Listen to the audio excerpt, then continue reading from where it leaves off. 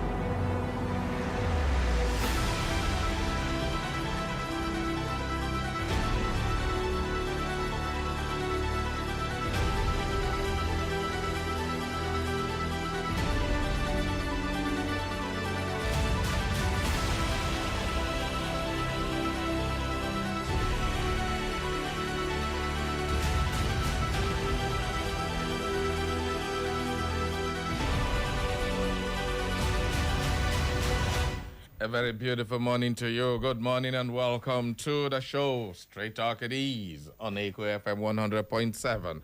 How na day? How about D? Today is Thursday, and as usual, it's always a pleasure to be with you. My name is Barry Cosmos, the Radio Mashad, the one on radio, and of course, I've got my microphone partner here. And I am Judge Don Ikoroma. You will I say forget your name. All right, how you doing today? I did. All right, no wahala. Let's continue on the show, and of course, it is always a pleasure to be with you today. On the show, we will be taking a look at. I promised we are going to do this on Friday, but something happened because tomorrow. Let me just announce it tomorrow. Barry Cos will not be here tomorrow for very obvious reasons, but definitely the show must go on. So we had to move what we were supposed to do on Friday to Thursday today. We are continuing with the very wonderful conversation we started last week Friday on ABURI We Stand. That has been a very big issue in Nigeria. We started trying to understand after Gowon raised the issue again in his memoir. And at the end of the day, a lot of people are for it, a lot of people are against it. Some of us don't even understand what happened. Last week, we scratched the surface a little bit. We had Honorable Ihoma here, who is supposed to join us tomorrow. Unfortunately, I couldn't get to him that he should come today. So I don't know if he can join us later on in the show. If he's listening, he may be able to join us. But if he can't, we have the one and only, the elder statesman. Everybody keeps asking me, bring him when you have things like this. Today, by the special grace of God, he is here. We have the pleasure of hosting the one and only Comrade F.I. Agba in the studio this morning. Welcome aboard, Daddy. Thank you very much. Welcome. Comrade is looking so sharp this morning. Come if you go check babe, then the babe go agree. Thank you very much for coming. I mean, it's not easy to climb up this staircase. Yes. And of course, thank you so much for doing what you do for Imo people. And of course, we also will be joining, oh my God, I think the very first time I'm going to be hosting him here. He has been a serious partaker of the program, but he hasn't been here. I've not given him the opportunity to take the front line. But today, ladies and gentlemen, the senior citizen, Mazu Zoma, will be joining us via the phone this morning as our second guest who will be giving us. These two, they were there. They saw it all. They know it all. So it's not about reading from books and then telling us stories. These are the people who saw what happened before and after the Civil War. So, ladies and gentlemen, we will be joining Mazi Uzoma who is our second guest, the senior citizen. But so, the books are necessary. I hope you know that. Of course, the books are necessary. Yeah, somebody would. You don't start this morning. You don't start again this morning. The books are necessary. Nobody is denying books. Books record history, but books are also account of personal people's opinion. So if you read them, it may not be the opinion of this person. Just like Gawan has written his book now, And people from his place will think that is the reality. People from this side will say, hey, no. It is not how it works. But definitely, let us hear from the elder statesmen who are with us this morning. In a short while, I will get the senior citizen on phone so that he can join us. But before we go into all that, let us take a look at the newspapers and see what's on the papers this morning. Just few headlines. I don't want to be taking headlines that have already been taken by other programs, but we'll deal with it. Yesterday was Children's Day, and the president and everybody who celebrated the day was marred by the kidnapping of children at Oyo in Borno, and they casted a shadow of gloom on the whole celebration. A lot of people said there wasn't supposed to be any celebration. And on top of that, according to Zebediah, yesterday was Salah.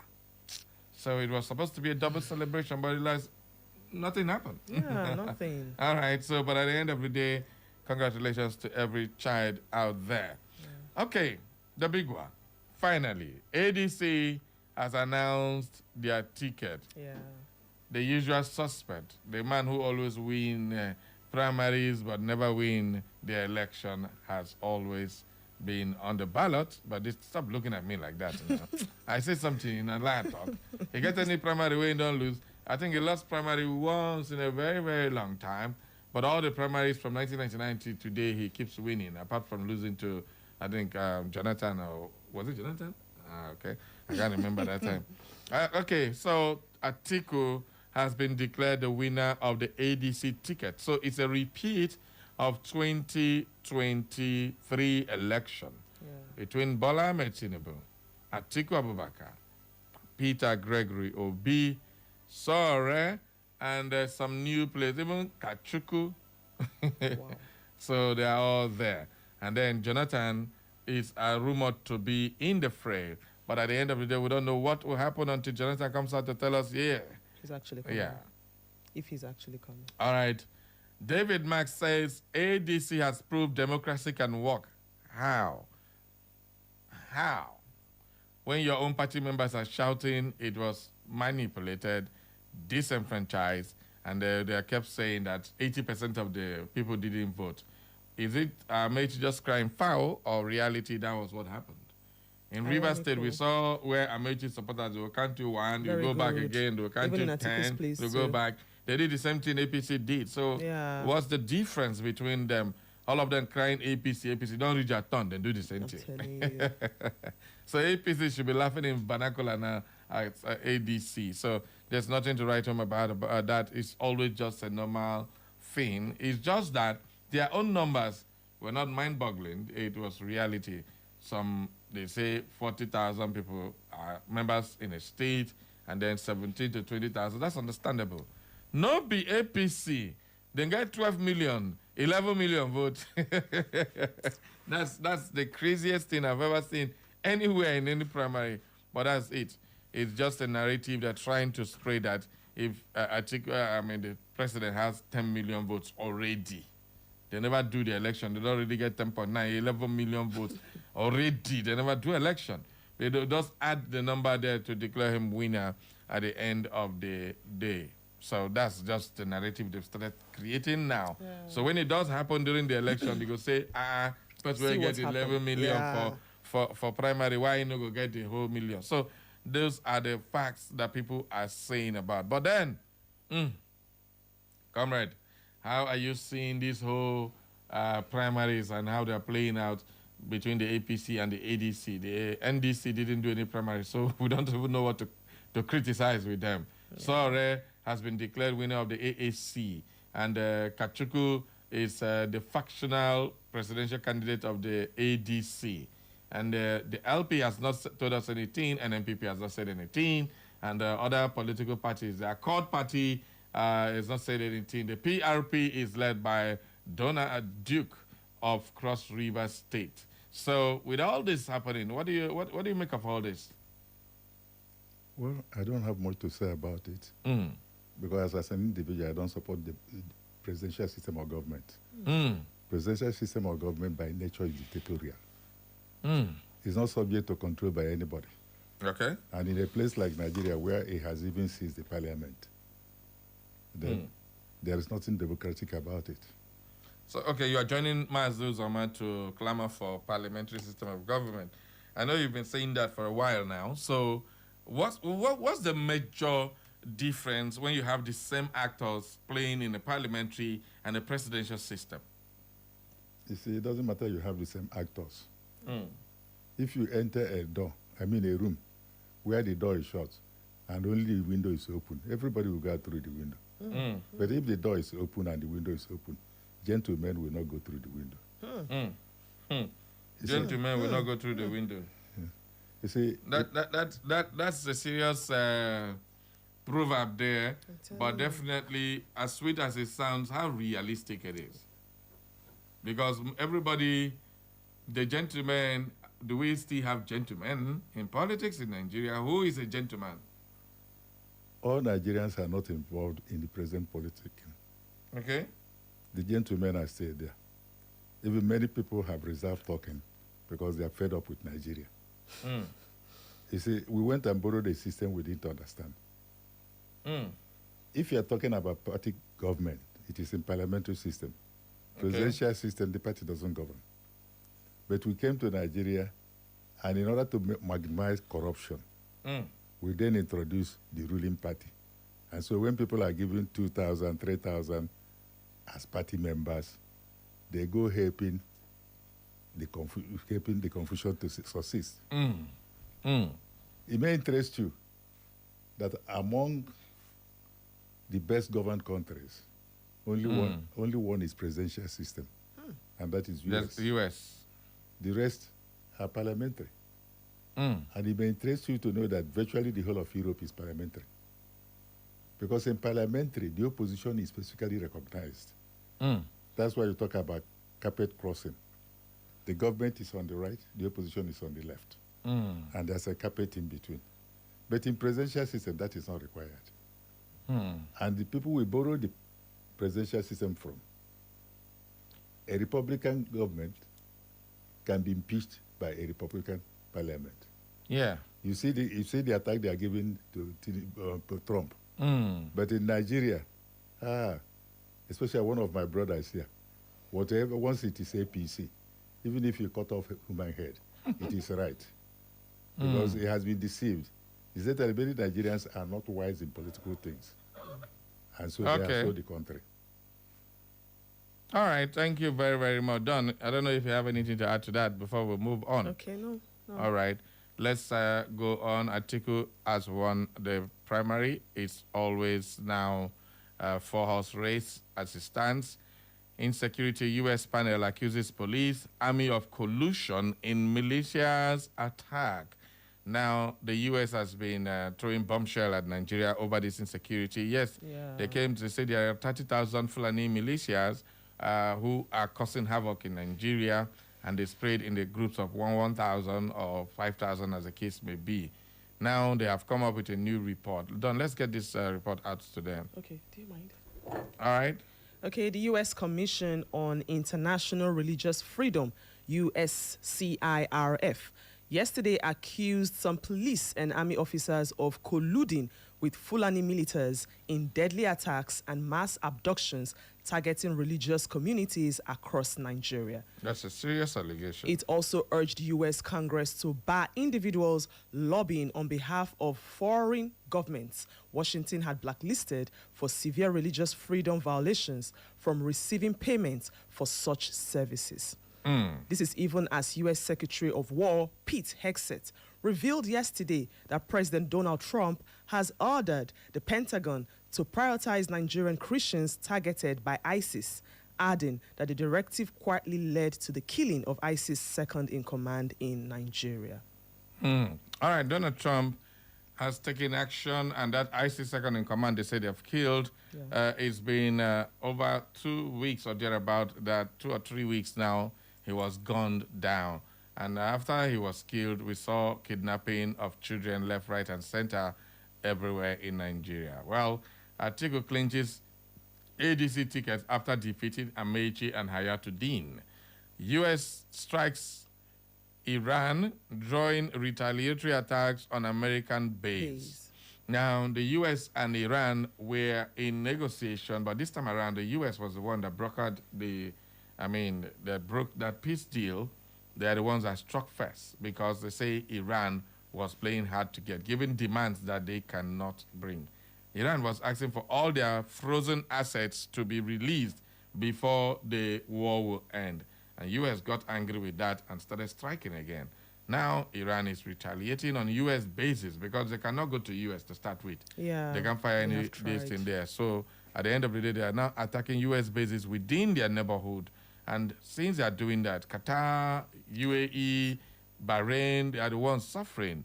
And the U.S. is using other people's lives to gamble and play politics and all that. So, I don't know what's going on. But they need to put this war to an end. The world is suffering because of this very baseless war. It's kind of very annoying, but definitely that's what it is. We have to deal with it. Okay, oil prices bounces higher after new U.S. strikes on Iran. And that's not funny for anybody. That's why we started hearing that we are going to buy oil, fuel 2,000. And very soon Dangote will increase its country price. And once they do, before motorists even buy the fuel, the next agenda is increased transportation. You have always been saying that this whole agenda of fuel subsidy is increment of fuel price, and then the whole incidents abroad. Comrade, you were here in this country during the Gulf War, when oil was affected in the same Middle East. Nigeria was smiling to the bank. Why is it that the same Middle East is now fighting and we are suffering? What's the difference between this time around and in 1993 when the Gulf War was on? The difference is that this government says it doesn't give subsidy, even though I don't think it can escape it. Okay. Subsidy is not anything bad. And remember in Heritage, I did say that touching that subsidy will ruin the economy for over 50 years. Yeah. Unless proper actions were taken. I remember that. Because when you get subsidy, you are using it to achieve a result. Yeah. You don't remove it without achieving that result. And when the subsidy in Nigeria was removed, one would have expected that the electricity would have been increased.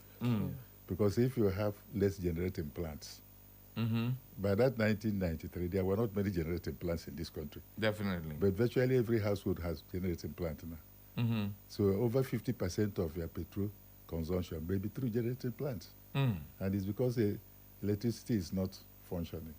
So if it's functioning, but normally in situations like that, like in war situations, a government comes in with coupons, a sort of subsidy, regulating things, because if you tell the people don't increase their price, and they don't increase, then there's a way you have to assist them so that they don't go out of business. Even what is funny now in this country is that it's not only in petroleum, but even in currency. It varies every day. And you can't plan when there's no stability. Of course. You get up, you want to travel to Aba. You have budgeted the money. Maybe you work even for somebody. They're giving you the money. You get to the motor park, the price has shot up. They say price of petrol has increased.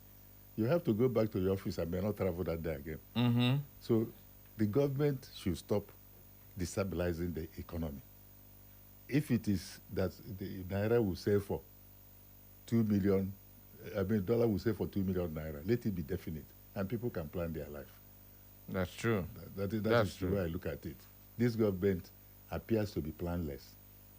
And may I remind you that they came in, this kidnapping you're talking about, school children. You know, they said register all telephones. And some of us came out and said they are trying to start a police state. Because if you register telephones, when the person registers dies, what happens? Wow. And if they kidnap somebody and use his own telephone to call, what happens? So where do we go with this?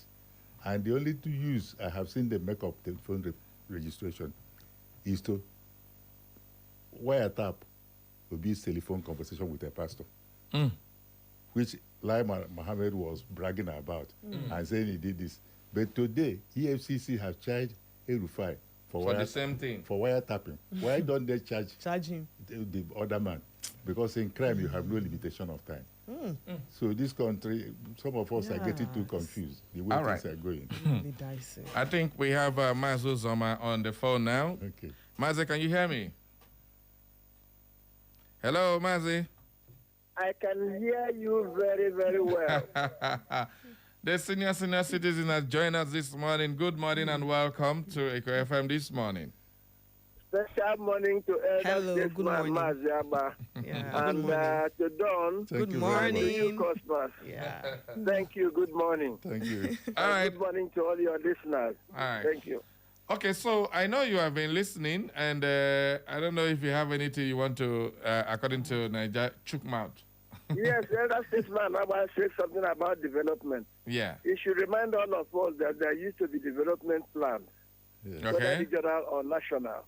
Yeah, there were development plans. So you don't just step into a government and decide to build a coastal road overnight Oh. without. Yes, I Yes, give that yes, as yes. an example. You don't do that. There would have been, the economy should have considered what to do in the next 5 years or 10 years and where to start. Today you wake up, you build a Sokoto Badagry road, and the next day you say you are building a deep sea port in Badagry. Where is Badagry? By the border with Benin Republic. Then you turn around and say, oh, you will develop the eastern port of Warri. But can you look at the map of Nigeria and tell me how Warri is in the east? I keep asking. No. The map of Nigeria. What is not in the eastern port east? of Warri? It's not in the east. Is Warri in the east or west? No, it's not in the east at all. But they said they are developing the eastern port of Warri. In the east. How can the eastern port of Warri be in western Nigeria? Right. I don't understand. Maybe I need to go back to primary school and see my any teacher will teach me Nigerian geography. I think so. All right, thank you very much, the senior citizens, for joining us. The senior citizen has come with basketballs this morning. All right. Okay, let's take some other stories on the Vanguard newspaper. Well, the campaign has continued in the APC after their primaries, because this time around in Delta State, Omo Agege has dumped the APC. He says, I will not remain a sitting duck, since they decided to ditch him for the current governor and all that. So they asked him to stop, resign, and go away. Oboriwari took the position Omo Agege was holding. So in this case now, APC, we are still waiting to hear from, I think Senator Ned Nwoko says he's going to court over this same matter.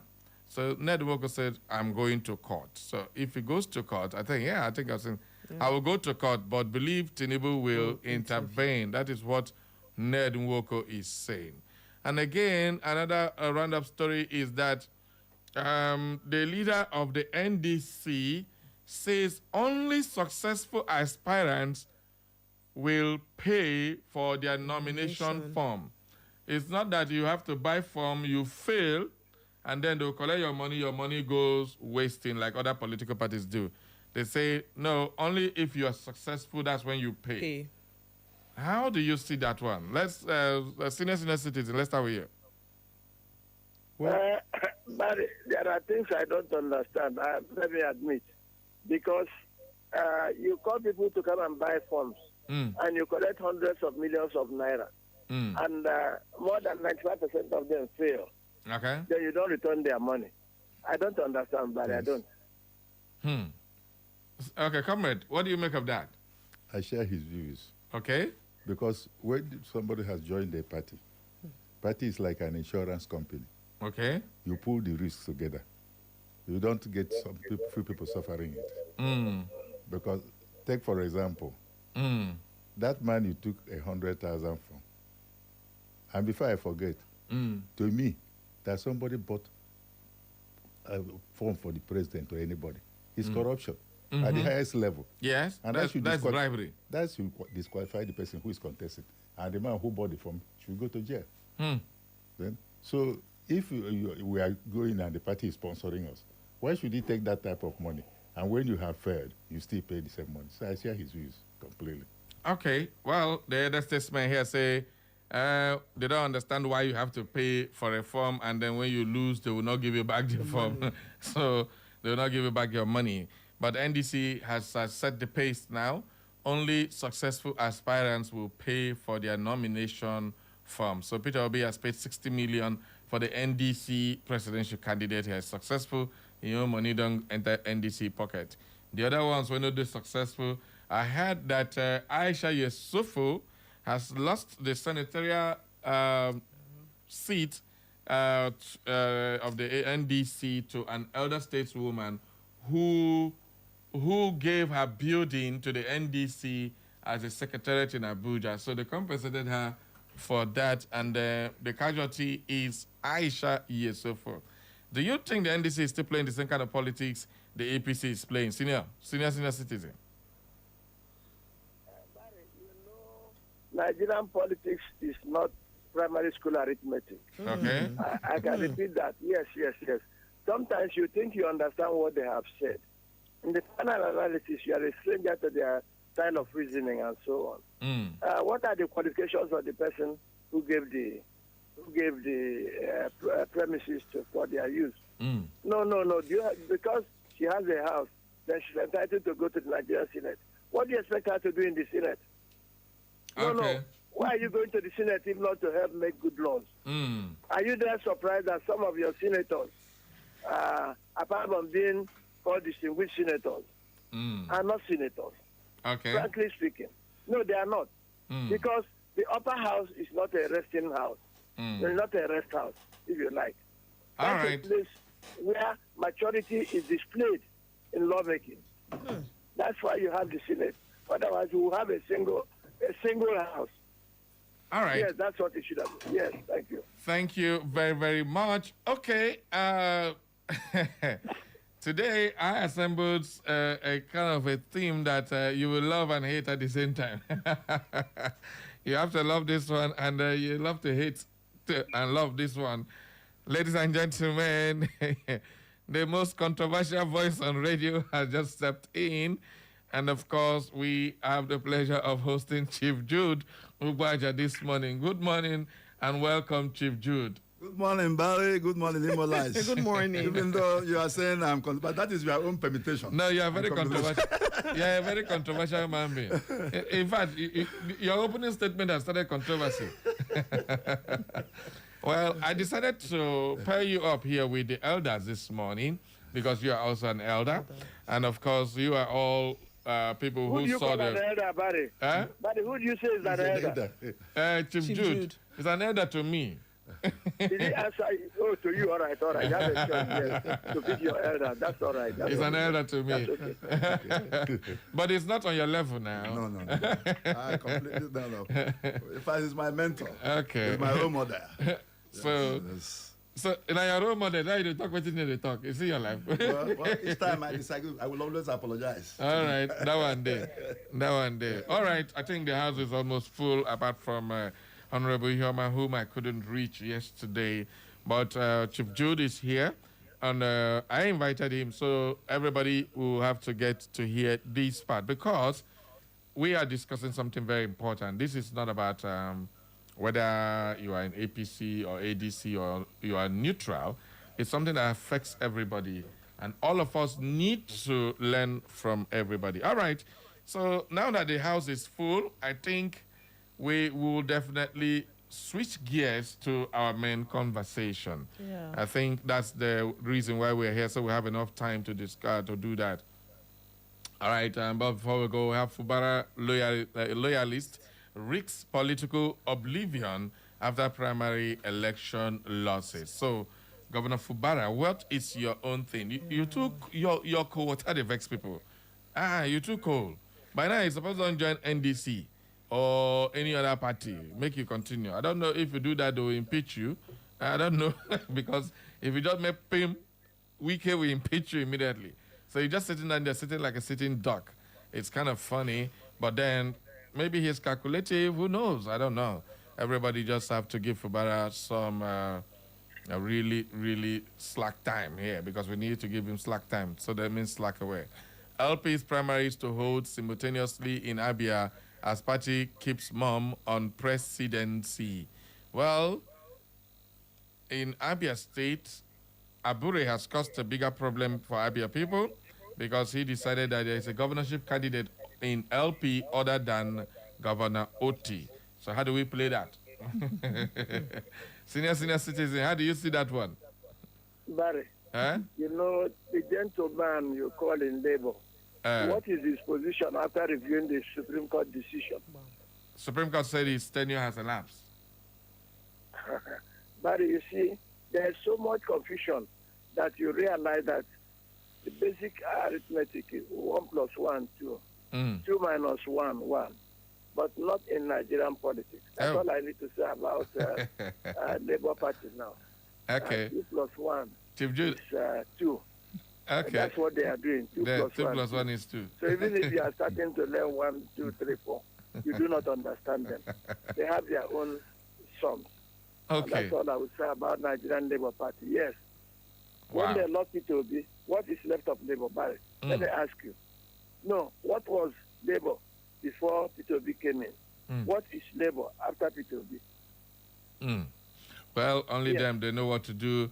The only thing that is giving Labour Party some, because they still have a governor who answers Labour Party governor. So we wait and see how that unfolds. Yeah.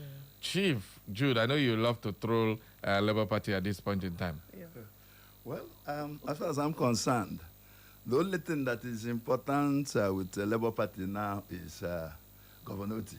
And any attempt to exclude him from that party will mean the party going into extinction. Oh. So I think ABURI is fishing on a troubled water. He's a nobody as far as I'm concerned, just like the elder citizen said. If you just oppose it on the Supreme Court judgment, you know that what ABURI is doing is, fishing on a troubled water, and then an exercise that will end up in futility at the end of the day. All right. Comrade, you want to chip in? Not much. The thing is that Labour Party had a problem, even myself, ABURI. Because at a stage, the NSC president started saying that they own Labour Party. And as a trade union body, you have is part of your memorandum of understanding does not include owning a trade union. So that is even a major problem, if it is true. So they should put their house in order. Okay.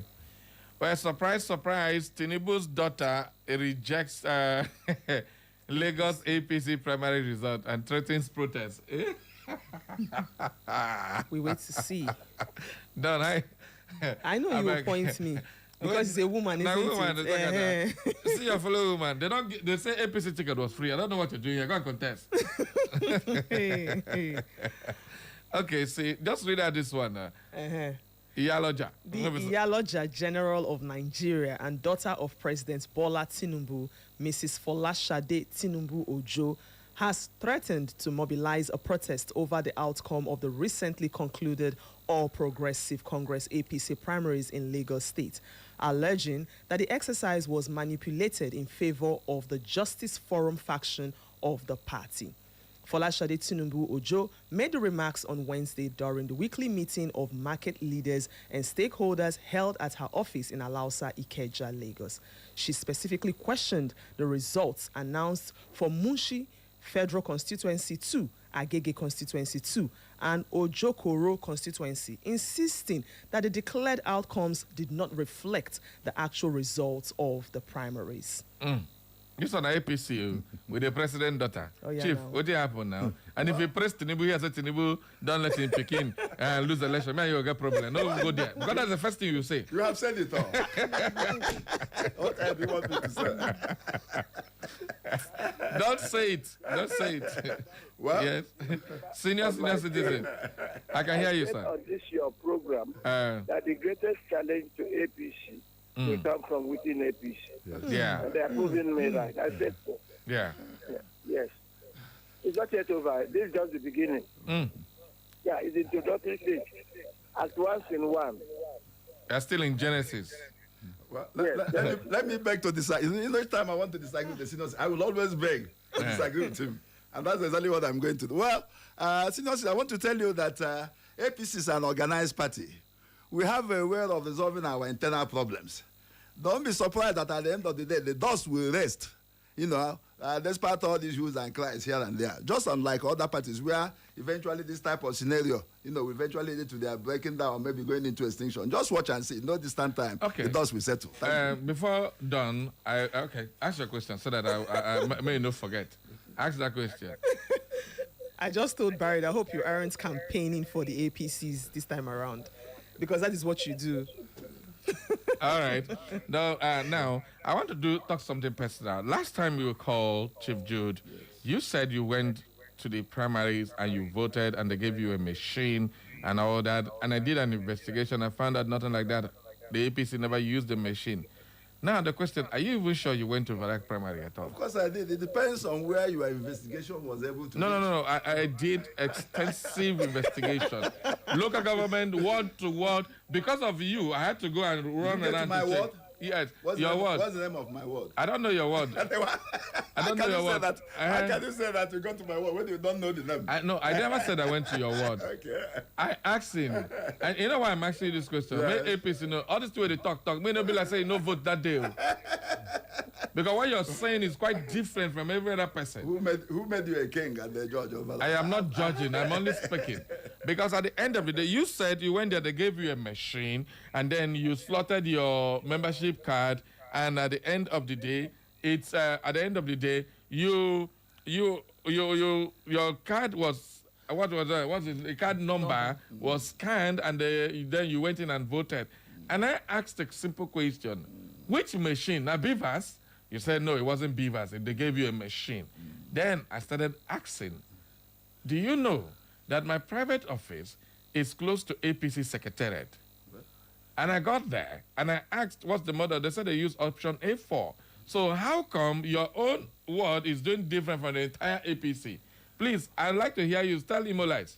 Well, if you are asking me that, I think you should have asked those that actually conducted that. No. You said. It's not them. No, they talk. You said. Take my words for it. I'm not taking nothing. I cannot take your word. I need the reality. You don't know my word? It is possible that we may have been outshine the other ones and decided to use the machine or that did not use. So how do you reconcile that? Only your word was assigned. It is possible, yes. It is possible we may have done that. But by the time I don't know the extent of the words you were able to get to. Chief, if you've been able to get to other, maybe you would have found out that some other words. Chief, show you they why me. Senior, can you hear that one? Well, let me start from where. Okay. That was almost stopped. Okay. Because I go wholeheartedly with him. Okay. You see, when common sense has not deserted some of us. Oh. APC does not do recruitment of members, a conscript members. Okay. And the person taking... They don't recruit the conscript? The conscripts. What do you mean? How do you mean? The governor started moving into APC because the president, without any provision for removing a governor, removed the reverse governor. Okay. And if he could do that, it means no governor is safe.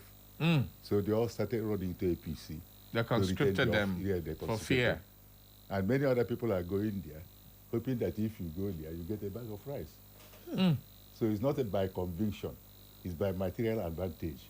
And when you get people like that, their conscience is elsewhere, their body is elsewhere. What you get is, you can imagine what you get. Many APC people will not vote for APC during the election. Are you serious? Senior, do you share that view of Comrade Fagwan? No, the other statesman knows what he's saying, even if he doesn't agree with him. Yes, that's the truth of the matter. Because, we will have to depend on him to make some points. Abi? Based on his experience, very practical experience. Yes, because what we know already is that somebody brought some forms where I live, and they say it's for me to fill. So I won't be surprised if my name is on APC register. List of party members. Oh, Jesus I'm not calling any party now. I never filled any form. I think those forms are somewhere in the table in the bedroom. You have 1 minute remaining of your credit limit. Come, Mechando there. We What do need you some members of the political party. But at this stage in life, Barry, you have to belong to a political party to vote. No. The chief in the studio, in your station there, he probably knows what he's saying more than anybody else. It's just that sometimes we don't understand him. Yeah. And that does not mean that what he's saying is not proper in the context in which he's saying it. Yes. Okay. Thank you. Thank you very, very much. Thank you. Barry, You know when elders speak, they find a subtle way of landing. Okay, let's go. you lived in barracks. Yeah. So I think you know the difference between people who come to be enrolled, especially during the war, and people who are conscripted. But seriously, they almost conscripted me into the military. I ran away. And that one, we slept in the bush for 2 weeks, running away from getting to Kaduna. You're more like a what? Now, Sabi, now you Sabi. For this Sambisa forest now. You try well. No. Some of us wanted to go to school. In the barracks those days, they conscript you whether you like it or not. If you are very stubborn, they just put you in Gadroom waiting for recruitment. They send you to Kaduna. By the time you reach that place, it's written, no going back. Your life don't change. So at the end of the day, it's always a pleasure to host our seniors, but definitely we're going to switch gears now to our main conversation. But I think we'll just use this remaining 10-15 minutes to get calls and listen to what they have to say concerning what we've said so far. Good morning. Who's in my line? Hello, Yeah, good morning. Good morning. Welcome aboard. My name still remains Honorable Inyezo Namde. Always. Calling from my paradise. Hey, Eziachi Naolu. okay. Barry. I got me always. Since I came to Echo FM, today is the first day. I decided to trace you this morning because I know the old good days when we are used to enjoy you from all other stations and where you made name. Oh. What you are doing now is you are trying to, count on your past enjoyment. Otherwise, what we are seeing these days, during the moderations of our radio programs, are quite different from what we used to do those days. Okay. But all the same, whatever comes up at any particular time, we manage it. Thank you very much. We are managing all the parties. Okay. Be it APC, AKOK, RPC, whatever name it has. Okay. We are managing all of them. This is Nigeria for you. All right. For whatever reason, I don't want to, sound very political this morning. I only want to urge all the electorate to get up, to gear up, to be prepared with their PVC. What am I talking about? Nobody will snatch it from you. That's the only property you have. Okay. So at the end of the day, you use it wisely. Days we are gone when people's PVCs were snatched for 5,000, 10,000, whatever be the case. Okay. But this time around, I want to believe that our lives will be saved more and more. So I wish all the political parties, I wish them well as they do their primaries or they do their selections, whatever way they choose to do their thing. What is important is that let all the candidates as we emerge go to the polls and test their popularity so that those who vote them will be happy, not counting 100, 30, 400, 50, going back again to count to 10. Okay. That is just my view this morning. Thank you and God bless you. Thank you. Thank you very much. Always, God bless you this morning for your beautiful contribution.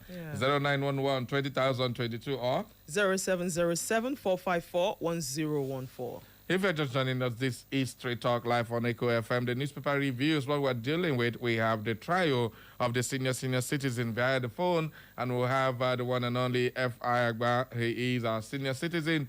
And, of course, we have Chief Jude Ugbaja, the controversial one, who is in the studio today to add his voice to the conversation. The man will tell us, say, in go vote with machine, where machine no day. I will keep telling you this one until you confess. Say you don't go, you don't go.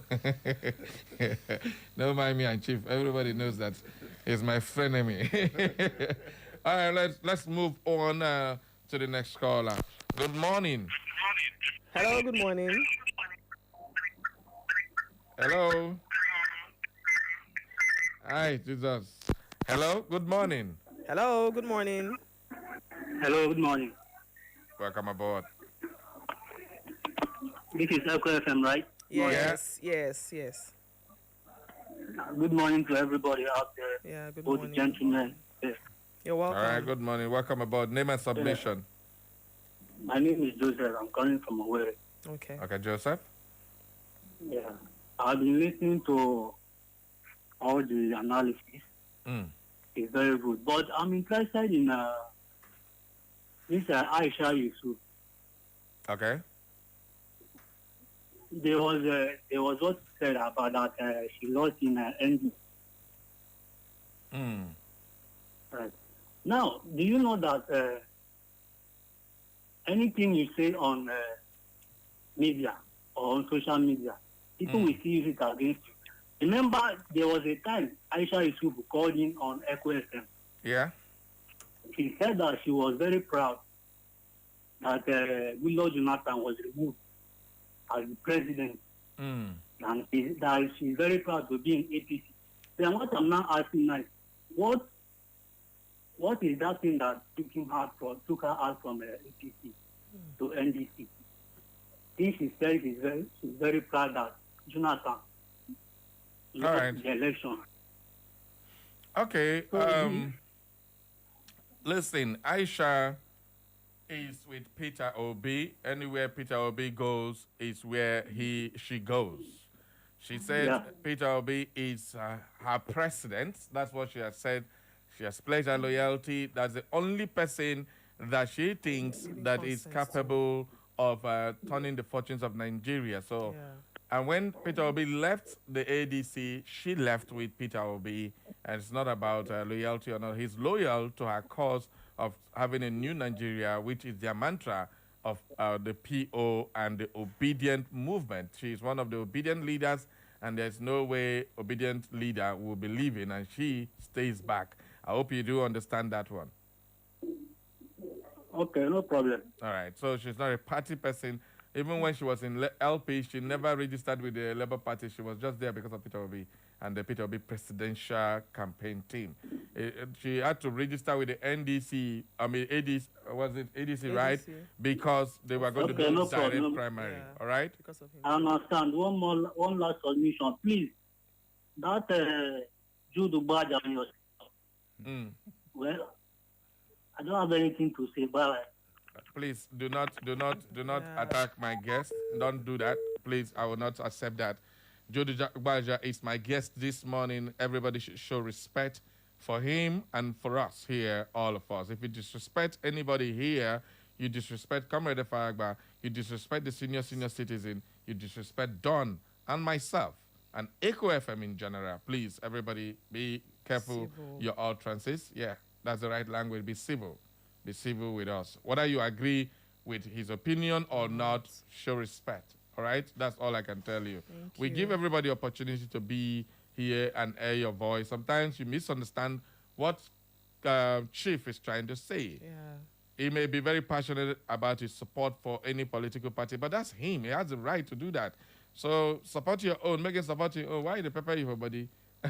So let's just leave that. All right? Thank you very much, everybody. Thank you. So let's move on now. Who will be our next caller? Are you serious? Hello? Hello. Senior from the line school. Imo State, Nigeria. Okay. My brother, Barry, how are you? I'm fine. Don't I greet you, man. I greet you too.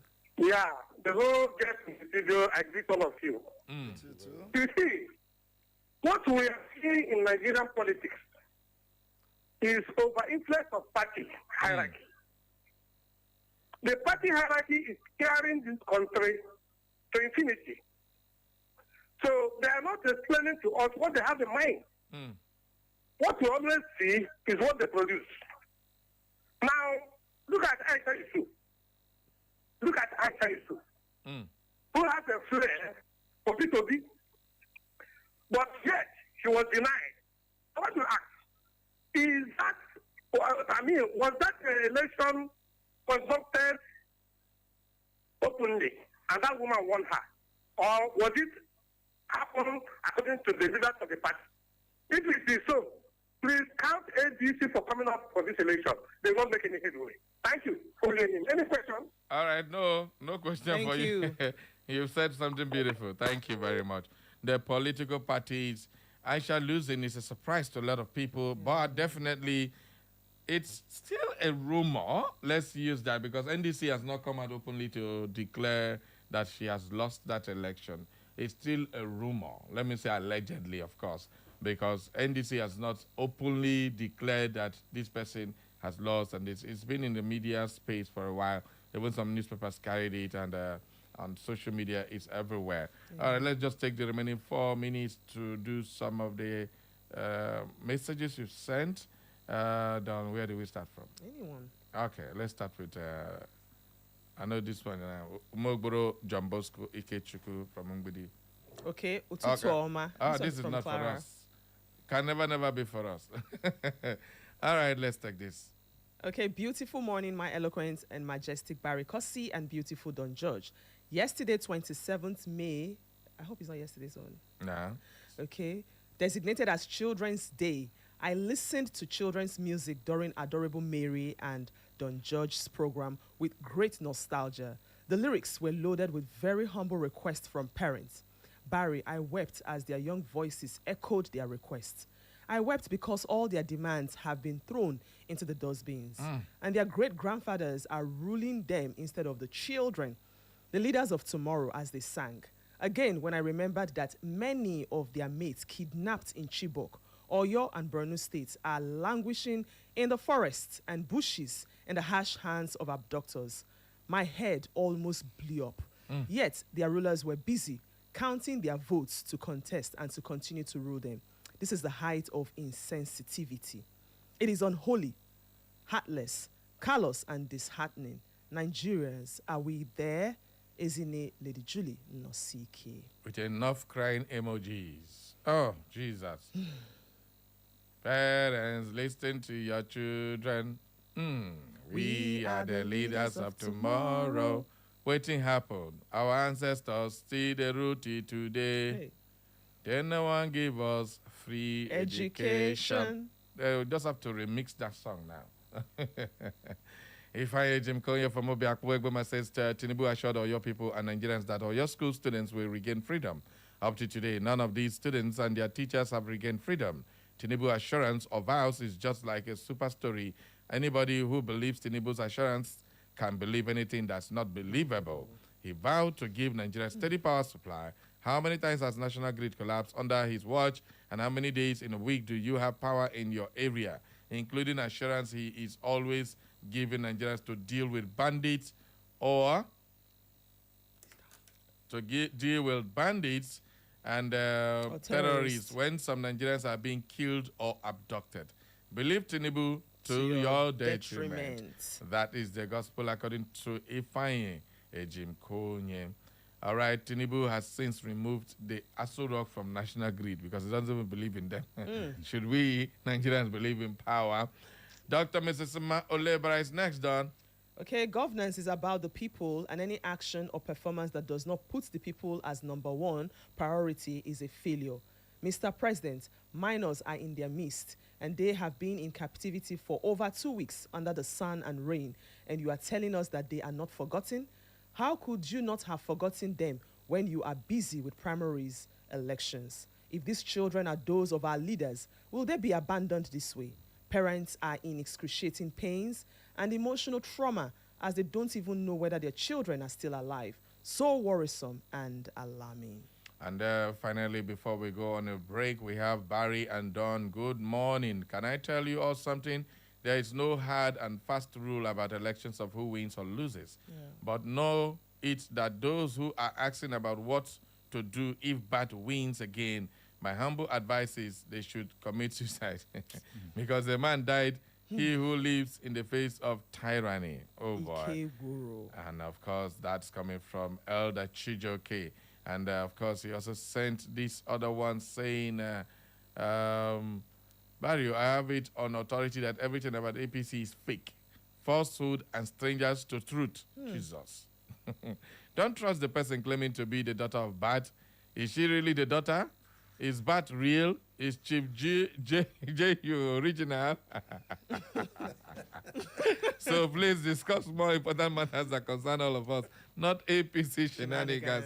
Let the ego perch, let Nigerians breathe. Elder Chijoke, thank you very much. And on that note, we'll be heading to our newsroom to bring you the news update. And after that, we'll continue. The senior citizen will join us again. And of course, the duo of Comrade Fagba and Chief Jodu Baja are in the studios this very beautiful morning. Don't go nowhere. We'll be right back. It's the sound of the city. Echo 100.7. This week to help those in need. If you know that it's God Almighty that created you and created we Nigerians like you need to do good things for us because the masses are suffering. How you can suspend me here? Are we your slaves? And I'm going to win this election. That is the truth. Stay informed with Echo FM 100.7. Join us for exclusive interviews with experts, breaking updates on local and global events, and in-depth coverage of issues impacting our community. Tune in every weekday at 6:30 a.m., 12 noon, 2 p.m., and 6 p.m. for our major news bulletin in English, Igbo, Country people, this not story time on top Echo and Pidgin language. For more inquiries, you can reach us through our email, echofm@thekingmail.com. You can follow us on our social media handles at Echo FM. Echo FM 100.7 Owerri. We are the Fresh News People.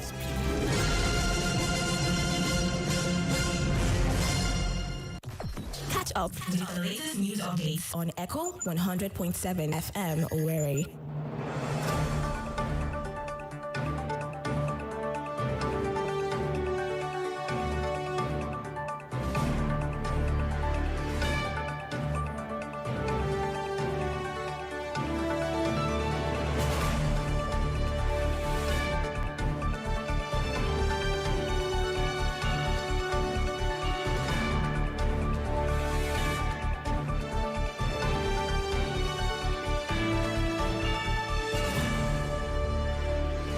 Good morning and welcome to the news update on Echo FM 100.7, the station with fair and balanced reporting. Here are the latest stories we are keeping tabs on. President Bola Tinubu has assured Nigerians grieving of their abducted children that his administration has intensified rescue operations, stronger school protections, and comprehensive care for survivors. He also directed urgent improvement in school protection across high-risk areas, including tighter coordination between state governments and security commands, rapid response links between schools and local security units, and stronger community-based early warning systems. Officers of the Edo State Police Command have arrested 2 suspected cultists in Onre, community of Adolo College Road, Benin. Meanwhile, the Commissioner of Police, Monday Agbonika, commended the swift response of the operatives and reiterated the command's resolve to deny criminal elements any opportunity within Edo State.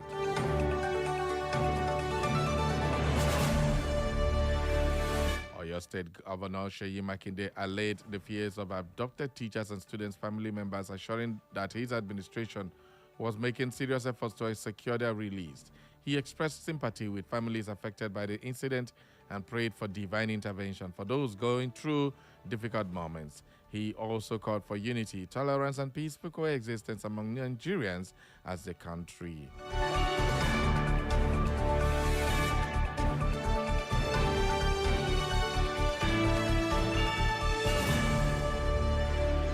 The Imposters Association of Nigeria, IMAN, has raised concerns over the escalating cost of cargo clearance at Nigerian imports.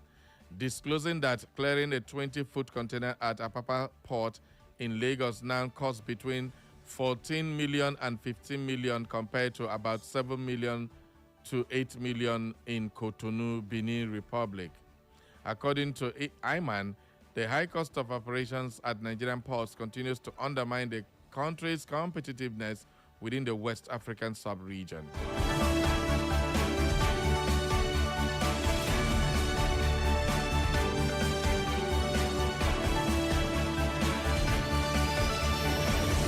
The correspondent chapel of Nigerian Union of Journalists NUJ, Benue State Council, has withdrawn from all activities of the State Council following growing disagreements with the leadership of the union in the state. The chapel also directed all its members serving in the State Working Committee, State Executive Council, and other committees of the council to immediately withdraw from such activities until further notice.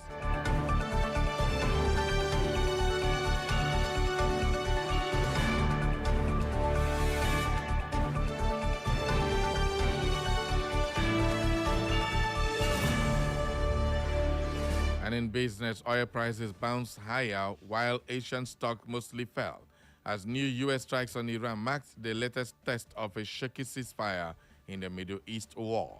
The price jumps erased many of the declines on the hopes of an imminent deal to end the conflict that has also been halted shipping through the crucial Strait of Hormuz for months.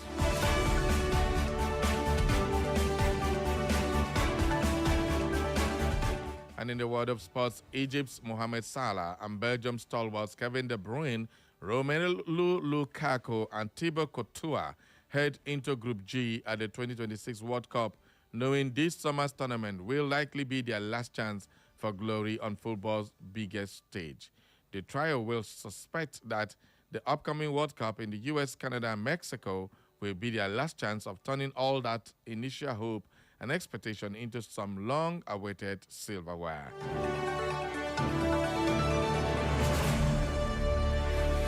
And on the foreign scene, the U.S. Commission on International Religious Freedom accused some police and army officers of colluding with Fulani militias in deadly attacks and mass abduction targeting religious communities across Nigeria. It also urged the U.S. Congress to bar individuals from lobbying on behalf of foreign governments.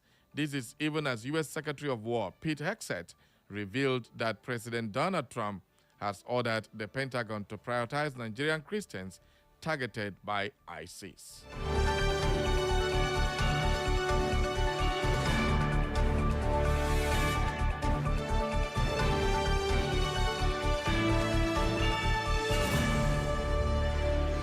And that is all for the news update at 10, brought to you by our news desk. For more information and inquiries, visit our social media platforms.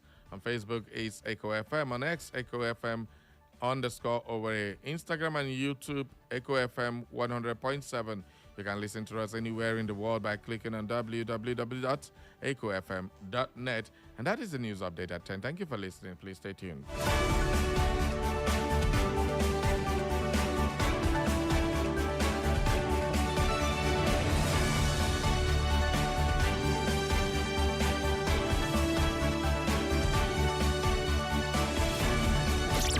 The sound of the city. Echo 100.7.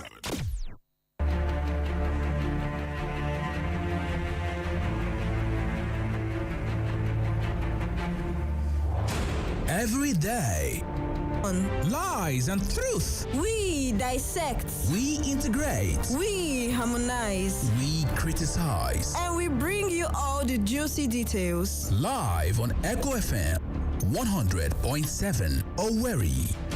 It is Straight Talk. Straight Talk. Straight Talk on Echo FM 100.7 Owerri. Kapua! Shall I begin? I am your host. I am your anchorman. I am the presiding bishop of this ministry. And I awesome. My name is Barry Cosmos, the Radio Marshal, the Buruburu One on radio, the Okenze on radio, your big brother on radio. I am the main event and I am here. Live on Echo FM 100.7 Owerri.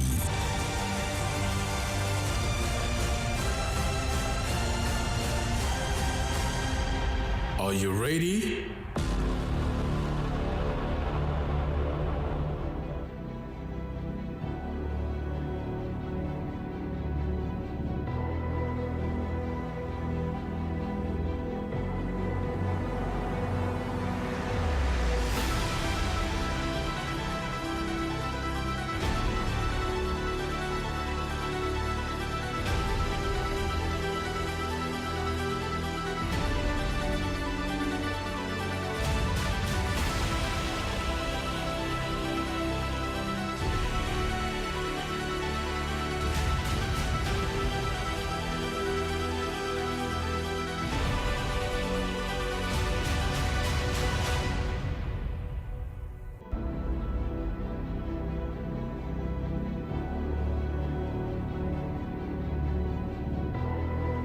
But at the end of it, I don't want to go because these things are all, the tapes are available, the records are there. In fact, only about 2 weeks ago, I saw a set of the records again. The transcripts are available. But we talked about the Nigerian situation. And certainly, at the end, everybody says, oh, you told them this, you did that. The fact was that our case was so clear that I actually believed at the end of ABURI that the problem was not Gawan, but probably some ambassadors in Lagos who were pressing for something else. Because we understood each other. We agreed on every single point. The drafting was, in fact, my chief secretary with 2 other chief secretaries from the other side. They said, no. And drafted and agreed. We looked at it, we agreed. General Ankara read over the whole report again to us at the end. Asked us if we wanted to amend anything. No. At the end of all that, the position was so good that actually Ankara drove Jack, Gawan, and myself to the airport. Jack was sitting on his left, I was sitting on his right. He was in the middle. And in the corner. Thank you. If only we can go on like this, everything would be all right. I believe. Echo FM. Echo FM 100.7, the fresh news people. All right. That was General Ojukwu there, or Colonel, was it General, who was speaking after the ABURI Accord and narrating what happened after the Civil War when he was on exile. He made his statement. Everything went fine. They agreed on everything and all that. So now on ABURI we stand, and of course all that caused the war. Gowon last week said that Ojukwu was the reason why the war happened. They did everything to make sure the war does not happen, but Ojukwu refused all entities, or entity, what did they call it? Entities. Entities. It refused all entities for the war not to go on. And that's the reason why they fought the war. Some people said yes, some people said no. And today we have a team of elders in the studio. First off, the senior citizen. Can you hear me? Welcome back. Yes, I can hear you, Barry. I can hear you very well. All yes. right. Thank you very much for staying. We also have Comrade F.I. Agba, who is here with us, and of course Chief Jude Ubaja.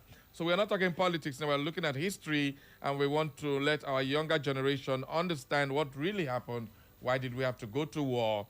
This is not about trading blames, about understanding what really happened, and then clarifying certain misconceptions about either Ojukwu or Gowon. All right, so let's understand. That's the reason why we're doing this program. We start off with the senior citizen there. You listen to Ojukwu there. What's your take on what he said? Because at the end of it all, he said he took his hand and put the Gowon's hand, and what's the other person's name again? Is it he put his hand and asked them, I want to say something here that I'm satisfied with everything that we have agreed, and once this is implemented, he will go further to say that Gowon should be declared as the head of state. That was the final, if you listen to that thing to the end, that was what he said.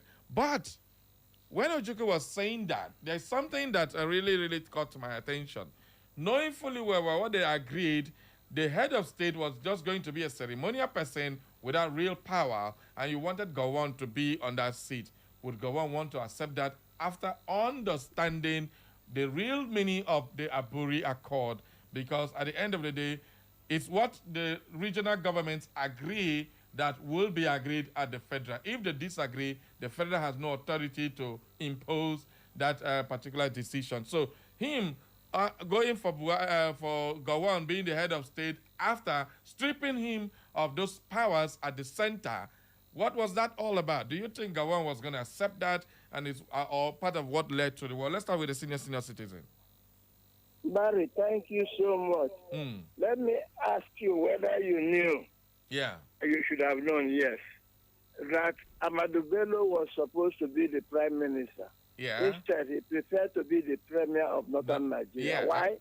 Because the prime minister was not the commander-in-chief, or he was not the executive president of Nigeria, to use today's language. Okay. So power was in the region, not in the center. In the center, yes. Yeah. Yes. So he decided to stay in Kaduna as premier of northern Nigeria.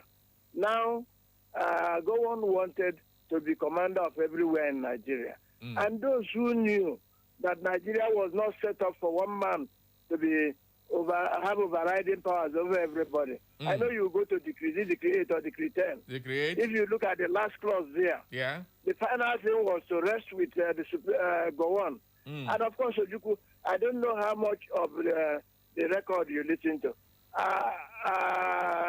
Barrio, let me tell you that after ABURI, when the permanent secretary, with apologies to the other statesman, Abba, when they interpreted the meaning of what happened at ABURI without being at ABURI, they were, yes, that's what happened. That's where the trouble started. The they interpreted the meaning of the meetings of ABURI. But most of us, when it happened, the ABURI meeting was played over, and we listened to the voices. And what was clear was that some people came to ABURI as a matter of routine. Ojukwu went with solutions to the problem. And that was what many people did not understand. The people in Lagos, the super permanent secretaries, they decided that this is the meaning. Others, it means there will be no more Nigeria. Ojukwu said, our agenda at this meeting is to move slightly apart before we can come together again. That was what happened, though. Barry, I don't know how to explain it to you, but if you listen to the whole tape of ABURI, and we are all listening to it, you heard the voices of the people. There were those who didn't make 2 or 3 complete sentences. They only spoke in clauses and phrases. I'm talking of what we listened to. Yes, they spoke in phrases and so on. There was no articulation. No. And then you come back and say, no. We can't go on what we agreed. You wanted something new. First was, where was the commander-in-chief, Agui Ironsi, and Adekunle, not Adekunle, the governor of Western Nigeria. Where were they? Because I agreed that on coming back, their death will be announced. Incidentally, one of the most prominent officers is still alive today. I'm not sure he has written a book on the war, but I think he supported Gowon's book with some billions of naira. But that has not solved the problem. Barry, let me say this, and we must listen to it. Barry, if people went to ABURI sincere for a solution and kept the ABURI accord, there would have been no shooting of the guns. Remember that Gowon said he was starting with police action. I said they would take police action against it. When they fired the first shot at Gakem, Gakem is in the northernmost part of Cross River State. That was where the first shot of the war was fired. What did they intend to do? Because when you look at everything, Eastern Nigeria had nothing. Ojukwu had allowed Northern Nigeria soldiers to go home with their arms and ammunition. But those who were coming back to the east were not allowed to bring even their walking sticks. I think, let me leave it here until we get back to the other part of the discussion. But the summary is that others went back and they relied on the interpretation of proceedings of people who were not at the meeting. Ojukwu came back and said, these are the words we agreed upon. Okay. And we stand by those words. Yes. Thank you. Thank you. Let's hear from the senior citizen or senior. Yeah, you have even joined the senior citizen. Elder statesman, Abba. Call him elder statesman, not comrade. I don't like your calling him comrade. Okay. Let Judge and others be comrade, I beg you. He was a union leader. He is always going to be referred to as comrade. No. This one, where he is now, Barry, listen to me. Okay. Where he is now can only come from heaven. Okay. Comrade, the people your brother can make you comrade, but where he is now only comes from heaven. All right. You can be 80, Elder, I'm not giving you 80. The elder statesman, F.I. Agba, we are used to calling him comrade F.I. Agba, right, for how many years now? All right, no, Wahala. Let's hear from the elder statesman. Well, I share his views to a certain extent. Okay. But the ABURI implementation or non-implementation did not cause the war. Wow, that's serious. So what caused it? What caused the war was lack of trust. You see, if they did the July coup and stopped there, there wouldn't have been a war. Wouldn't even have been any need for ABURI. Before ABURI, there was a meeting attended by, I think I can't maybe answer within Nigeria. But after that, they went to ABURI on the invitation of the head of state then there. Okay.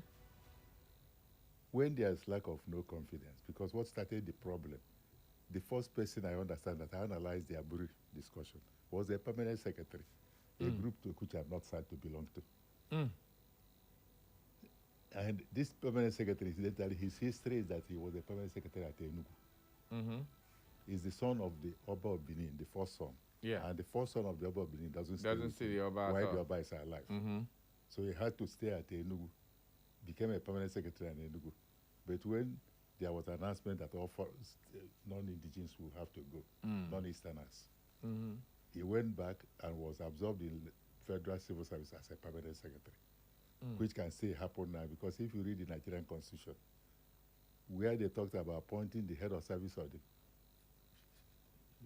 the head of the Federal Civil Service, they say it could come from any permanent secretary.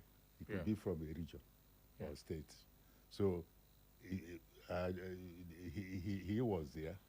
Even Udebiwa, who was chief secretary when Imo was created, went back to be a federal permanent secretary. He was originally there before he came to Eastern States. Okay. So what happened was that when they did their July coup, let me start even from May. In May 1967, there was a riot in the north. Okay. Many Igbos were killed, many ran back. And Ojukwu made an address ordering them back to the north. Yes, and they went back. But when the pogrom started, and there was no really person in charge to stop the pogrom, there was no confidence, because that was even why the meeting could be held outside. Because the one will not come to Enugu. Ojukwu will not go to Lagos. Will not go to any part of Nigeria where the Nigerian armed forces now are in charge. So with that lack of trust, interpreting documents can be dangerous. Anybody can misconstrue something and open fire. It is not what the objective thing that matters. It is how the people who perceive it, see it. So when the document came back to Enugu, that last Oba of Benin analyzed it and say, moving slightly apart. By then they have moved slightly apart too. Already. Because soldiers have got back to their places of origin. Yeah. Except in Dodan Barracks in Lagos, right? Yes. Okay. So slightly apart had already been done. But slightly apart has no limit. So when this young man looked at it, he said, if we move slightly apart, it may be allowing this other group. I'm not talking as if I'm not a Biafran, because as a Biafran, my stand is Aburi. But if I want to be scholarly, okay, I will forget my being a Biafran, forget every other thing, and see things. Could this thing have been averted? Okay. Now, what happened was that when he saw it, I say, moving slightly apart may be enabling Eastern Nigeria to arm itself properly to resist. Because, you know, by the time the disagreement started coming to the surface, the first person I know that talked about police action was Hassan, the governor of Northern Nigeria, Northern Katsina. He said it's a matter of police action. So there was even basic assumption that it's a runover. Yeah. That is, you don't need to bother. And so when they see him arguing, is he not moving in there and taking him out? Why do we bother? But that finally didn't happen. So when they came back, that program, many people, there's no need asking people to go back because they wouldn't go. They were killing civilians, and I was at Nsukka.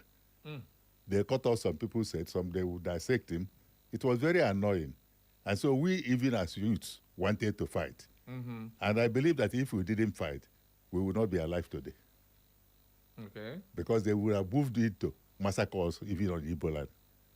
And so there was need to fight. So the program didn't even just end in the northern part of the country. They were moving down to the south. They would have moved down because at the moment it stopped at Makurdi. If you are running and come down in Makurdi in train, they will search all the train, single out the Igbos there and kill. And when Ifeon was running away, he ran away through Lagos, through Western region. Got to Lagos because that's another thing, was Gowon really in charge. He got to Lagos in his own book and telephoned Gowon that he was coming to see him. Gowon said, I can't guarantee your security that one major was killed. Was he really in charge? And if he wasn't in charge, he was being moved by the circumstances, like Ojukwu was being moved by the circumstances. I remember the students going to Ojukwu to tell him, we have to secede. So it's not where these two people were free agents manipulating the people. The events of the time was such that they were prisoners of circumstance. Oh, well, that's very understandable. Very, very understandable. So while we were here shouting, on Aburi we stand, the circumstances were... The people on the other part of Nigeria were saying, go on with one Nigeria, which was the name of Gowon. Go on with one Nigeria.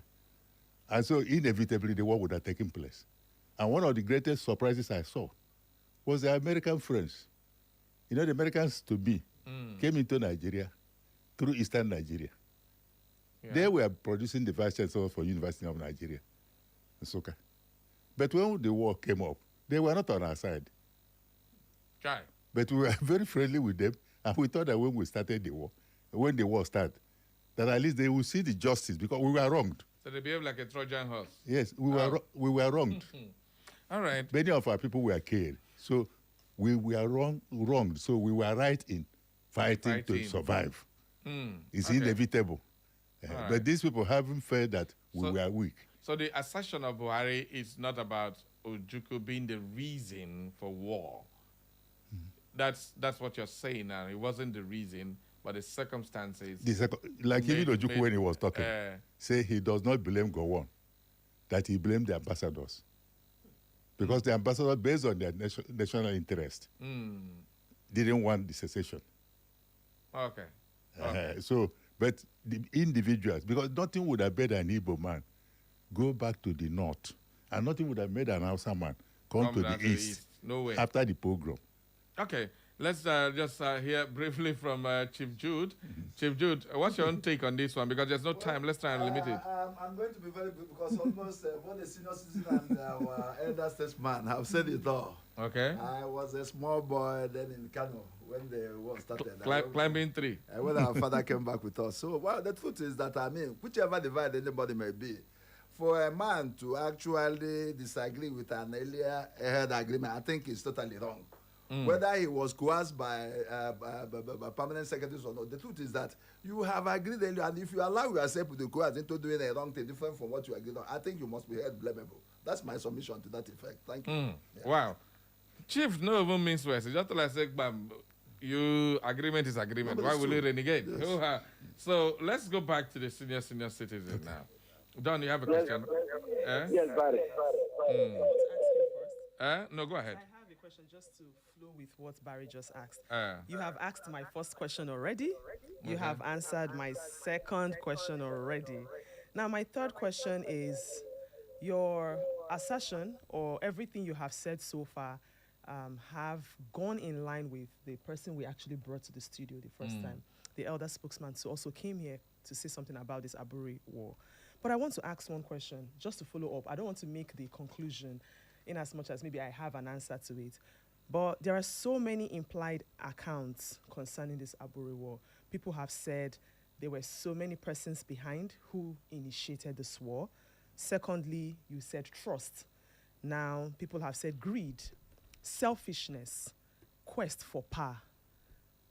But, sir, was it worth it? Was this war worth it? Like my brother, because it's my brother. Yeah. My brother has said agreement is agreement. In negotiations involving other people, where you go as a representative, you bring back the agreement to be ratified.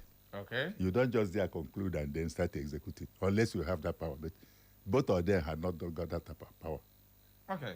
Because the man commanding at Enugu, there was even a man whom I suspect was senior to Ojukwu, and whom Ojukwu locked up later and accused him, Brigadier Hilary Njoko. Ojukwu locked a senior up and accused him? No, Ojukwu was the head of government in eastern Nigeria. Okay. Hilary Njoko was moving about with Ironsi. In fact, he was shot at Ibadan and then later smuggled back here. But when he came, I don't know their quarrel in the military camp, but I know he was detained. Because if you read this book, because incidentally, you see, this is why I say something that doesn't involve only one person. Agreement is not done by that person. The person who commanded the troops from Calabar to Port Harcourt and effectively cut off Biafra is an Igbo boy, Godwin Agabi. Yeah, I before we get to Godwin Agabi matter, I know this matter is a very long matter. Let's hear from the citizen, the senior citizen. Okay. Senior citizen. Can you hear me? Don asked a simple question. Is it what it was the war? What it? Yes, it was a war of survival. Okay. You can have all the sentiment. The truth of the matter is that if Eastern Nigeria did not rise up to stand and say we have been slaughtered in the north, we will not be slaughtered in our home. That was exactly what happened. So, like Elder Statesman Abba said, Ojukwu did not have a choice. Ojukwu could never have said to us, you are not going to fight to defend yourself. So the East had to fight to defend itself. And what may be surprising to you, the man who actually frustrated Biafra, that man is Godwin Alabi, and he was an Igbo man, born of an Ilori Kwara mother, to an Igbo man of Utabuno in Delta State. Okay. He never knew his home, but he came home at that time to see his people, his father's people, and then he changed his name. It was after that he changed his name to Godwin Alabi, I think. Yes. Agabi. And Barry, you know what happened? Yeah. You need to read his book. I think it's the best record. I've read so many books, but it is the best record of the war in the East, The Tragedy of Victory. That is the book he wrote. It's over 600 pages with more than 500 photographs. The most authentic that I have seen. There may be others. I have not seen them. He wrote it about 15 years or so ago. But the East had to fight to survive or be slaughtered in their own homes. Okay. Remember that what the slogans were, and those who came said we must finish them. When the first shot was fired at Gakem, I said Gakem is in the northernmost part of Cross River State, the boundary between Benue and eastern Nigeria. When the first shot, they said it's police action, that in 1 week they will clear the whole place, they move Ojuku. But Barry, let me tell you, you may not know that Uguta was decisive. And what happened at Uguta? The Nigerian soldiers had broken through some areas and had arrived at Uguta. When Ojukwu had, he went with his men to stop the Nigerians. And the Biafran soldiers who were there were with him, asked him to go away. He refused to go. I am saying something that some of those alive today know. Ojukwu refused to go. Then unless they assured him that they will ensure that there is no Nigerian soldier on Uguta soil. And there, the eastern soldiers, you can call them Biafran soldiers, they fought to the last man and were able to beat back that division or platoon or whatever you call it of the 3rd Marine Commando Group, because they said, get Uguta, come to Mbidi, and you are in Uli Airport. Uli Airport was the life wire of Biafra. Without Uli Airport, Biafra would have crumbled in a matter of days. But Uli Airport provides international contact with the whole world. And that is why your friend Caritas, who calls you, she keeps reminding me that Caritas was the organization that was bringing us food from abroad. Barry, one thing I want you to bear in mind is this.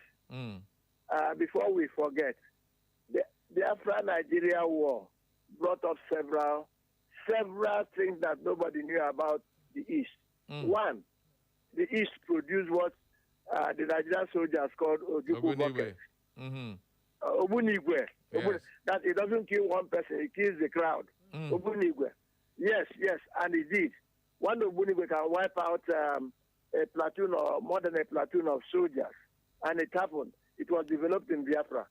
But you know that the Biafrans built their own armored cars and armored vehicles. They were built in Biafra with scraps from here and there. And finally, Barry, before I forget, lest I forget, Barry, I don't know whether you have heard of Abagana. You know all the things. There are things you read. You read in the Bible. The bomb from nowhere. At Abagana, they say it's a bomb of God. I've been awaiting the column. Barry, you cannot explain it. And I don't want anybody who is explaining it is a liar. At Abagana, the road was like a snake movement. That was the road they had there. Barry, what happened? And it was a convoy, 5-mile long convoy of arms and ammunition. I speak slowly, Barry. 5-mile convoy, that's about 8 kilometers. Bumper to bumper. Murtala Mohammed was coming in with the men because he had tried 3-4 times to cross the Niger and he couldn't cross the Niger at Onitsha. He went up to the middle belt there and came down on the road there. And the purpose was that this group will wipe out whatever remains of Biafra. Barry and one of the young officers there who had the last mortar, that's the story that was confirmed then.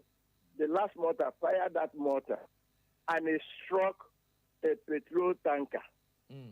That tanker burst into flames. Another vehicle carrying fuel also in front. The result was that 5-mile long, 8-kilometer long movement of troops was burnt into ashes. And it was left there long after the war for people to go and see. And that was what stopped the movement from the north. After Muhammad had failed 3 or 4 times to cross River Niger from Asaba. And I don't know whether you know about the Asaba massacre, that all the men were lined up in their hundreds and taken care of. Thank you. Thank you very much. I may tell you the lesson when you come back to me. I'll tell you the lessons, the lessons of the Biafra. Can I say some of them? For time, because of time, yes, we are regulating our time. Okay, sharp. RAP, Research and Production. When the war ended, the federal government took it over and turned it into a parastatal government. And all the inventions, all the developments that were done in Biafra were lost. They appointed a director general, and all those wonders that undergraduates of the university were doing were lost. They could not be developed further. Thank you, Barry. Thank you very much, the senior citizen. Okay, when I get back to you, we'll hear more.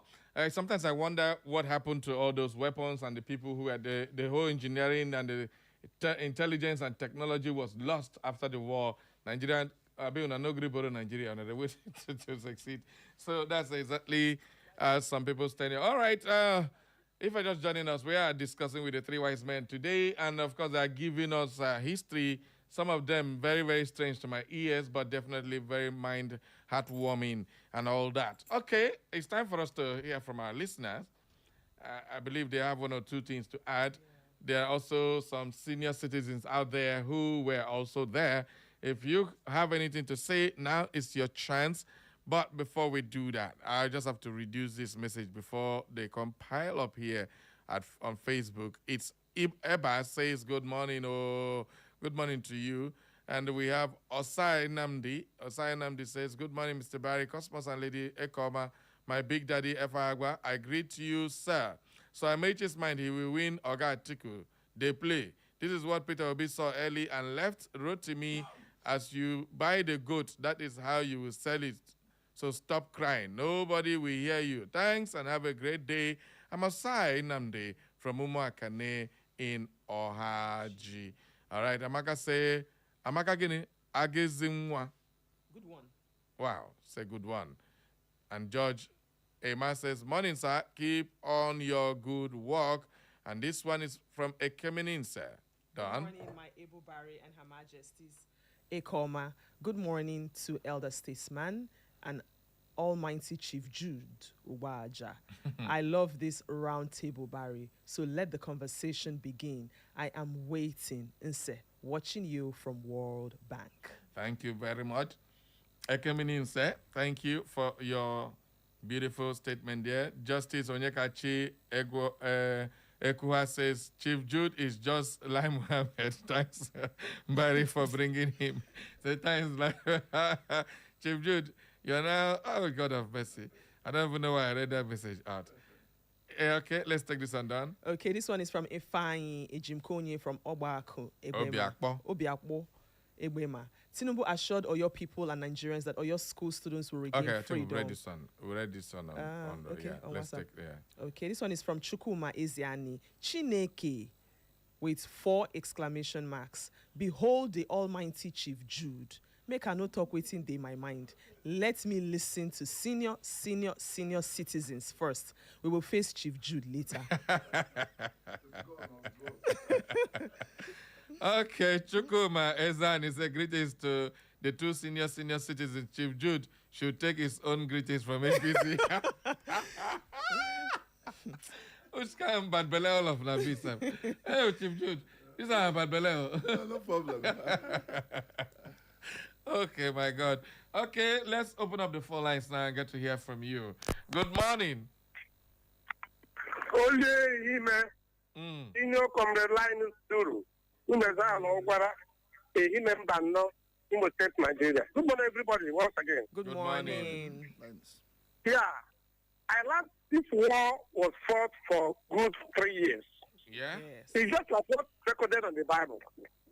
And after a due course, the Bible has to explain that everything happened during the Christ time cannot be recorded. So, what am I saying? Everything about war cannot be recorded by one single person. Because if you are here, you are not there. Okay. Thank you very much. Thank you very much. One message, one call. The Princess Jiglad is saying is it not the same thing like non-refundable visa fees we are against? Is it not the same thing APC is doing now? Non-refundable form fees. All right, referring to the issue of NDC saying it's only the successful aspirants that will pay for the forms. Yeah. The other ones will not pay. APC, if you like, win. If you like, no win. You don't buy form, you say don't buy form. That's what she's reacting to. Kai, before I read Engineer Buka's message, let's take this other one down. Okay, Radio Marshal, Barry, and Alpha Dawn, happy day. Barrio, did I hear that government took census of sponsors of insecurities and what happened after? This is the same old song they have been singing. This APC government has these terroristic tendencies in all ramifications. It is so unfortunate. Their attitudes are very infectious, hence the general attitudes of those in opposition. Very sad too that same judges and INEC officials are bent to frustrate opposition by their conduct. But Nigeria will still be better. The people's elder. All right, talking about the people's elder, we go to the phone lines. Good morning. Hello. Good morning. Good morning. Good morning. Welcome aboard. Good morning, everybody in the studio. Welcome, welcome. I am Onyane Aronsi from Owerri. Yes, that time I was 18 years old. Then I joined the army from Ohafia, from Ikotepene, and so we had a armored car called Corporal Wafo. So we use it at the Atipo, that line area.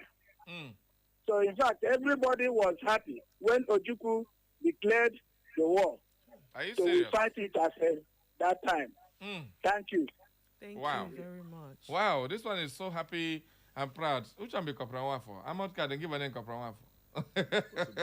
It's possible, yeah. Well, that's interesting. I've never heard this one before. That was the name it was called. Okay, Corporal Wafo. Yes, that's the armored car. Was it the corporal that manufactured it? I think it was a ferret, but it was captured. I think the man who captured it was Wafo, Corporal Wafo. So. Okay, okay, that's great. Don, I hope you're learning. So it was. This history is free of charge today. Everybody just turn to Echo FM and learn a lot this morning. This is so rich. Let's go back to our senior citizen there. Senior citizen, yeah, you had some more stories to tell us that time. Yes, but today people are talking of, was it right, was it wrong? Ojukwu did not have a choice. I was already a young man in my 20s at that time. There was no way you could look at the bodies that were brought in by train. Pregnant women, their tummy was sliced open, the baby was dangling, they are dead. And you saw men without their eyes or one hand or both hands. Ojukwu could not have said, don't fight back. And let me say this to the young people who are talking Biafra. There are 3 or 4 Biafras. The physical Biafra was the war. The philosophical Biafra is the one that you must learn to survive in any situation. And that was what happened.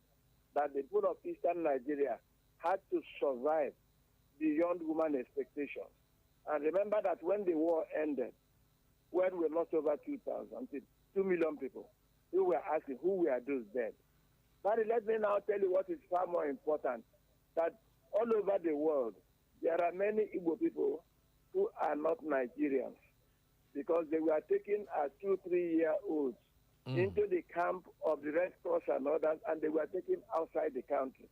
Some of them cannot remember where they came from.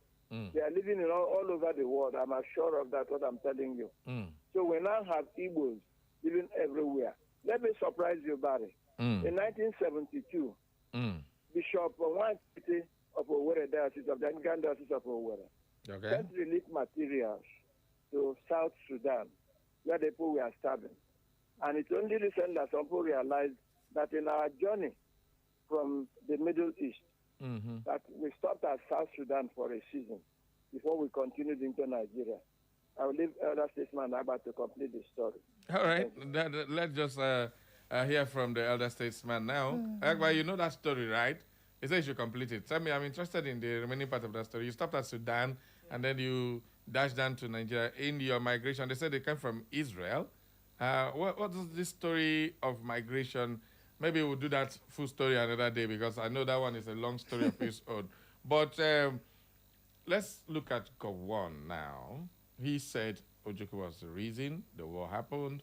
From everything we have learned this morning, it's not that Ojukwu or Gowon caused the war. The circumstances at that time, yes. The pogrom, everything, including the coup and all that, the retaliatory coup, the first coup, the second one, even before the May, you said people came back, Ojukwu hasn't to go back. So there are a lot of incidences that led to the war. And but Gowon, after the war, let's take a governor after the war. A lot of people have accused him of being genocidal because of the hunger they used. The pictures are not palatable. You could count children's ribs and all those children, some of them that survived, and all those craziness. What would you think Gowon should have done that he didn't do after the war? Because after the war, he declared no victor, no vanquished. That was something that made people who fought never to be victimized. And some people still feel they have been victimized today because of the war. What is your take on that? My take on it is that we won the war and lost the peace. Oh,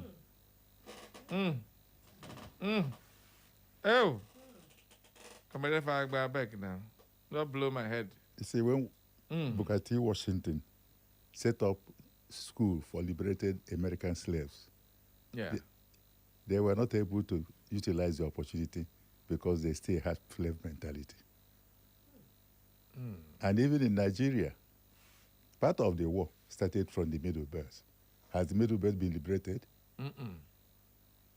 Because that January coup would have taken place earlier. Yeah. It would have been from Ibadan. But Abubakar, the golden voice of Nigeria, as he was referred to that time, said there were young people that they should be ignored. But unfortunately, even though in the second coup they didn't plan to kill him, but mishandling the coup led to his death. So one way say if he had known. Even Ironsi, that was killed in the 2nd July, was at Ibadan and asked Francis, am I safe? He said yes. He could have gone back to Lagos. And the man who disarmed the soldiers there was a man, let me not mention his name, who came to Lagos, to Ibadan. They say it was his 2IC. No, his 2IC ran away. His back man or so. No, it was a major that time. He disarmed the people. The one that took away his staff. He disarmed them. Okay. And that was where Njoko was shot. You see, certain things, when you see them, it appears they are programmed. And there's not much anybody could have done about it. Because incidentally, some people here believe that somebody is saying that the January coup was Igbo coup. Some uninformed people did say that.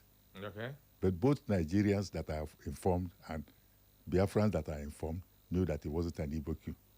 As a matter of fact, Igbos had lieutenant colonels, up to 4 or 5 of them. None of them was involved in the war. In the coup. The coup. And who frustrated the coup? It was an Igbo man they listed to kill, Agu Ironsi. And when Nzogu wanted to march to Lagos, or first protecting the bridge, it was one of the lieutenant colonels who talked to him, said, what are you fooling? I said, Igbo lieutenant colonel. And when the war is being described, people give the impression that they simply murdered northern officers. Atu Udegbe was a lieutenant colonel. Is he not an Igbo man? Was he not killed in Lagos? The quartermaster general. You see, the people continue painting it and giving it a coloration it doesn't have. And I was happy when Babangida repeated in his book that it wasn't an Igbo coup. Because if it was an Igbo coup, the man who should have led the coup would have been Major General Ironsi. And all those lieutenant colonels would have been there. But it was 5 Igbo majors with 1 Yoruba major who organized the coup. And their plan was to install Awolowo as head of government of the country. Not even in Nnamdi Azikiwe. Is Awolowo an Igbo man? And people who are doubting this, Anoba from Lagos who was a major in the Nigerian army, recently confirmed it. And when they asked him, why didn't you report them? He said he knew about it when he was on course with this man, Nzogu. And that he talked to Nzogu and he felt Nzogu had left the team. So why should he report a man who had abandoned it? It's an order. All right. So, well, but give me this opportunity to say something in passing. I have heard many people talk about grandfathers governing them. Okay. Age is of 3 types. Okay. Chronological age, biological age, and psychological age. Mm. You can be 100 years and stronger than a man of 50 years. Yes. So it doesn't mean anything. Then, when it comes to psychological age, a young man may be more knowledgeable than an old man, depending on his exposure. Mm. You can see a man on 20 bedridden, and you see a man 100 years riding his bicycle. Mm. So when people are talking about governance, they say old people are governing them. If you feel that the people are there are not qualified, join them. The Igbo man says, if a child washes his hand, he joins old people in meeting. Yeah. Malcolm is in France. He's a young man. But what people surrounding him are old people. Mm. And when people are talking about old people giving way, even though I would never play politics in my life, that's why I talk the way I talk, because in the civil service we are taught to be honest to your boss.